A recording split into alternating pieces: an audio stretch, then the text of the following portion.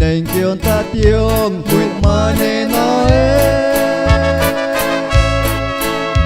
e khao say nhớ nên kion ta ta yếm po na su nên kion ta tiong quýt mà nên nói e khao say nhớ nên kion ta ta cho ta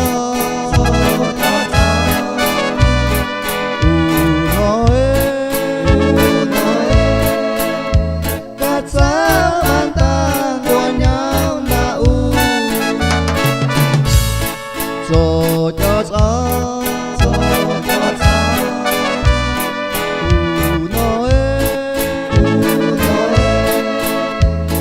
cháu an ta của nhau là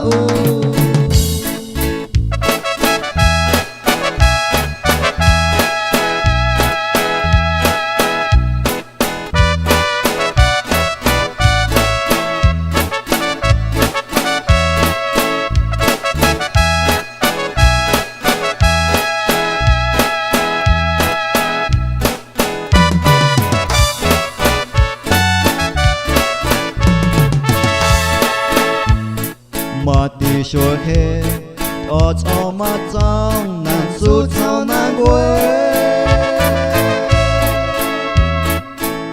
sẽ khu Jesus qua nhà u